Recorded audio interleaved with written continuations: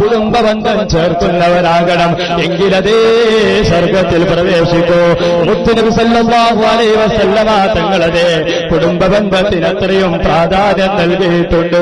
ഇനിയോ ഇന്ന് ബന്ധങ്ങൾ തകരുന്ന കാലമല്ലേ?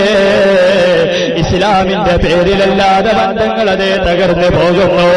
അതേ എന്റെ ചെറുപ്പക്കാരെ, സ്ഥലത്തിന്റെ പേരിലതേ ജ്യേഷ്ഠാനുജന്മാർ പ്രശ്നമാണ്. കല്യാണത്തിലേക്ക് വീട്ടിലേക്ക് ക്ഷണിക്കാൻ വന്നില്ല എന്നതിന്റെ പേരിൽ ബന്ധങ്ങൾ തകർന്നു പോയി. ഇങ്ങനെ ചെറു ചെറു പ്രശ്നങ്ങൾക്ക് ബന്ധങ്ങൾ അതേ മുറിഞ്ഞു പോകുന്നു. അതേ വിഷയം ഗൗരവമാ. നബി സല്ലല്ലാഹു അലൈഹി വസല്ലമ തങ്ങൾ പറഞ്ഞു, ലാ യദ്ഖുലുൽ ജന്നത ഖാതിയുൻ, അതേ കുടുംബബന്ധം മുറിച്ചവൻ സ്വർഗ്ഗത്തിൽ പ്രവേശിക്കുകയില്ല. മാത്രമല്ല അല്ലാഹുവിന്റെ റഹ്മത്ത് മുറിഞ്ഞു പോകുമോ? ഇനിയോ നബി സല്ലല്ലാഹു അലൈഹി വസല്ലമ തങ്ങൾ അവിടുന്ന് പഠിപ്പിച്ചില്ലേ, എല്ലാ വെള്ളിയാഴ്ച രാവുകളിലും അതേ എല്ലാ മനുഷ്യരുടെയും അമലുകള് അവിടുന്ന് അല്ലാഹുവിലേക്ക് കൊണ്ടുപോകുന്നു. പക്ഷേ ബന്ധങ്ങൾ മുറിച്ചവന്റെ അവിടുന്നത് അമല് കബൂലാക്കുന്നില്ല.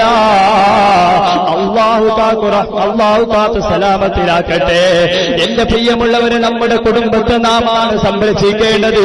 പരിശുദ്ധ ഖുർആനിൽ ഓർമ്മപ്പെടുത്തിയില്ലേ, യാ അയ്യുഹല്ലദീന ആമനൂ ഖൂ അൻഫുസകും വഅഹ്ലീകും നാറാ. ഓ സത്യവിശ്വാസികളെ, നിങ്ങൾ നിങ്ങളുടെ സ്വശരീരങ്ങളെയും കുടുംബക്കാരെയും അതേ നരകാഗ്നിയിൽ നിന്നും കാത്തുരക്ഷിക്കണമെന്ന് പരിശുദ്ധ ഖുർആൻ നമ്മോട് ഓർമ്മപ്പെടുത്തുന്നില്ലേ? അതുകൊണ്ട് എന്റെ ചെറുപ്പക്കാരെ, ആദ്യം നമ്മുടെ കൽബ് നന്നാക്കണം, എന്നിട്ട് നമ്മുടെ കുടുംബത്തെ നന്നാക്കാൻ പോകണം. അതേ തിന്മകൾ ചെയ്ത് മാത്രം നടക്കുന്ന കുടുംബമുണ്ടോ? അവർക്കതേ നരകത്തെ കുറിച്ച് ഓർമ്മപ്പെടുത്തി കൊടുക്കണേ.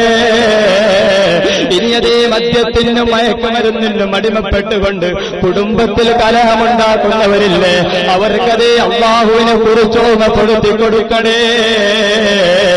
ഇങ്ങനെ അതേ സുബ്ഹാനല്ലാഹ് നബി സല്ലല്ലാഹു അലൈഹി വസല്ലമ തങ്ങളെ എതിർക്കുന്നവരുണ്ടോ?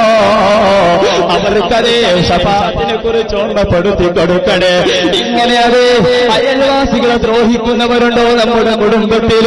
നബി സല്ലല്ലാഹു അലൈഹി വസല്ലമ തങ്ങൾ പറഞ്ഞില്ലേ, അക്രിം ജാരക വലൗ കാന കാഫിറ, നിന്റെ കൊരേ അയൽവാസികൾ കാഫിറാണെങ്കിൽ പോലും അവരെ ബഹുമാനിക്കണേ. അതുകൊണ്ടതേ ഓ ചെറുപ്പക്കാരെ, നമ്മുടെ കുടുംബത്തിലതേ വലിയ സമ്പന്നരാണെന്ന് പറഞ്ഞുകൊണ്ട് ജീവിതം നയിക്കുന്നവരുണ്ടാകാം. പാവപ്പെട്ട കുടുംബങ്ങൾ ഒരു നേരത്തെ അന്നത്തിന് വേണ്ടി കഷ്ടപ്പെടുമ്പോ വലിയതേ സുഖലോപതിയിൽ കഴിയുന്നവരുണ്ടാകാം. ഓർക്കണേ, റസാനത്തുൽ മഹാൻ അവர்கள் പാടിയില്ലേ,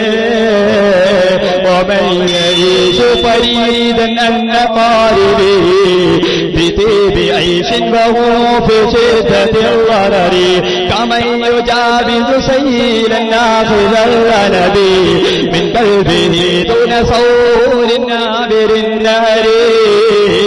കഠിന വിഷമം അനുഭവിക്കുന്ന കുടുംബക്കാർ അതേ നമ്മുടെ കുടുംബത്തിലുണ്ടാകുമ്പോ അവരെ അതേ കണക്കിലെടുക്കാതെ സുഖലോപതിയിൽ കഴിയുന്നവരുണ്ടെങ്കിൽ ഓർക്കണേ, അവർ ആരെപ്പോലെയാണ്? കാളയുടെ പിടിവാല് വിട്ടുകൊണ്ട് അതേ നായയുടെ പിടിവാല് വിട്ട് നായയുടെ പിടിവാല് പിടിച്ചുകൊണ്ട് അവിടെ അതേ നജനീതിയവനെ പോലെയാണ്. അവന്റെ അവസ്ഥ അതേ നാശത്തിലല്ലേ? നമ്മുടെ ആയുസ് വർദ്ധിക്കുന്നു മക്കളെ. കുടുംബബന്ധം ചേർക്കുമ്പോ ഓർക്കണേ, അതേ ബഹുമാനപ്പെട്ട ഇർശാദുൽ ഇബാദയിലുള്ള കഥയാണെന്ന് ഓർക്കണേ. അതേ ബഹുമാനപ്പെട്ട ദാവൂദ് നബി അലൈഹിസ്സലാത്തു വസ്സലാമിന്റെ അരികിലേക്ക് ബഹുമാനപ്പെട്ട അസ്രായേൽ അവിടുന്ന് വന്നുകൊണ്ട് പറയുന്നു, ഓ ദാവൂദ് നബിയെ, ഒരു വ്യക്തിയെ കുറിച്ച് അവിടുന്ന് പരിചയപ്പെടുത്തി കൊടുക്കുന്നു. അദ്ദേഹത്തിന് 6 വയസ്സ് മാത്രമേ, 6 ദിവസം മാത്രമേ ആയുസുള്ളൂ. അതേ അങ്ങനെ അവർ സംസാരിച്ചതിന് ശേഷം ശേഷം ദാവൂദ് നബിയും ബഹുമാനപ്പെട്ട ദാവൂദ് നബി അലൈഹിസ്സലാത്തു വസ്സലാമും അസ്രായേലും സംസാരിച്ചതിന് ശേഷം കുറച്ചു കഴിഞ്ഞതിന് ശേഷം ദാവൂദ് നബിക്ക് ആ വ്യക്തിയെ കണ്ടപ്പോ മലക്കിനോട് ചോദിച്ചു, അല്ല നിങ്ങളല്ലേ 6 ദിവസം താമസിക്കുമെന്ന് പറഞ്ഞത്, പിന്നീട് ഇയാള് ദുനിയാവിൽ വീണ്ടുണ്ടാക്കിയാണല്ലോ. അന്നേരമല്ലേ അസ്രായേൽ അവിടുന്ന് ദാവൂദ് നബി അലൈഹിസ്സലാത്തു വസ്സലാമിലേക്ക് പറഞ്ഞു കൊടുക്കുന്നത്, നമ്മൾ സംസാരിച്ച് പിരിഞ്ഞതിന് ശേഷം അയാളൊരു കുടുംബബന്ധത്തിൽ നിന്നൊരു കുടുംബബന്ധം മുറിച്ചിരുന്നു. ആ മുറിച്ച കുടുംബബന്ധത്തെ അയാളതേ ചേർത്തിരുന്നു.